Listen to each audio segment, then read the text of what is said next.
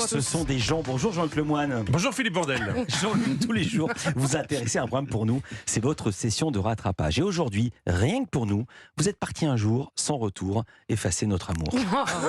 Oh Philippe, vous savez que j'adore quand vous citez les grands auteurs comme les To Be Free, mais là j'ai rien compris à ce lancement. Et je pense que je ne suis pas le seul. Pardon, je ne vais pas vous faire la leçon, mais donner envie avec quelques mots, c'est toute une science. Un sommaire d'émission, ça peut pousser les gens à rester ou à fuir. Et dimanche soir, j'ai pris une leçon. Les meilleurs sommaires, ils sont dans ce programme. Ça représente la taille du pénis des hommes coréens. Vous savez qu'on dit que c'est la plus petite du monde? Bonsoir et bienvenue dans Enquête exclusive. On dira ce qu'on voudra, mais ils savent comment accrocher. Il n'y a pas un mot de trop. Hein. Je vais vous dire, j'avais prévu d'aller me coucher pour avoir une jolie mine et rester désirable aux yeux d'Anissa lundi matin. Et ben, je suis resté sur M6. Professionnel jusqu'au bout. En plus, vu la promesse, la plus petite du monde, je me suis dit... Je vais faire du repérage avec Philippe pour une fois. On a peut-être trouvé une destination de vacances où on va pouvoir flamber. Donc Bernard de la Villardière nous entraînait en Corée du Sud. Bonsoir et bienvenue dans Enquête exclusive qui vous emmène ce soir en Corée du Sud où l'amour et la sexualité sont devenus des denrées rares, presque inaccessibles. On n'a clairement pas les mêmes problèmes niveau pénurie. Ici, c'est l'huile et la moutarde. En Corée, c'est le zizi pampan. Chose qui n'arrivera jamais en France quand on connaît la production littéraire de notre ministre de l'économie, Bruno Le Maire. Hein. On risque de manquer de beaucoup de choses, mais tant qu'il ne se remplace pas de ça. Parce que l'huile, c'est pas en salade qu'il l'utilise.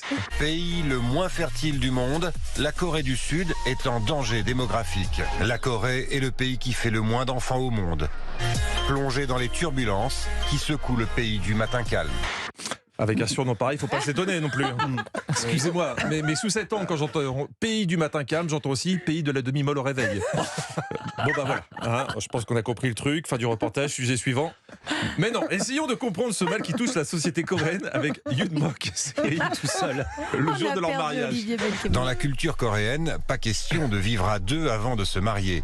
Ils ne pourront pas emménager dans leur nouvel appartement avant quelques jours. Alors ce soir, vous faites comment? Vous passez quand même la nuit ensemble? Oui. Ah bon? Ah non?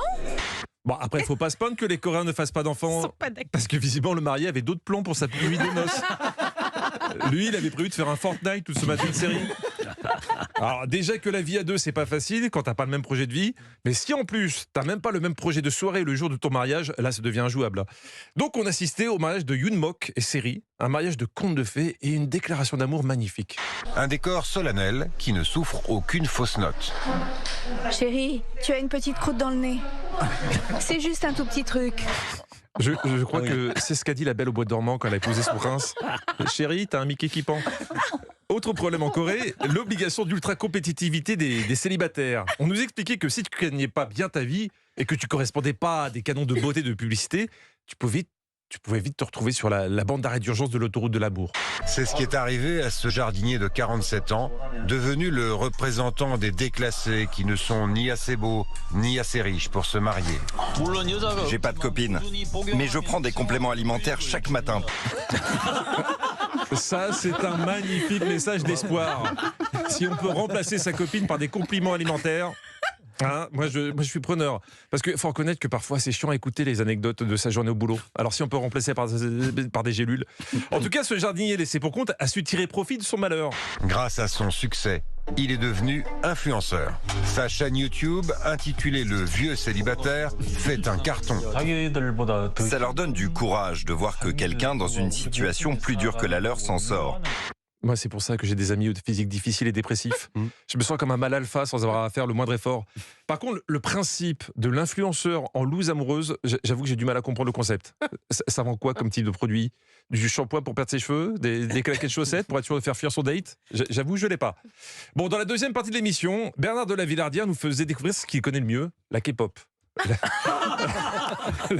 La pop coréenne, puisque je vous rappelle que bien avant les BTS, ils formaient un groupe avec Olivier Benkemoun et Sébastien Bordenave, les DUT, et il nous a même donné des tips.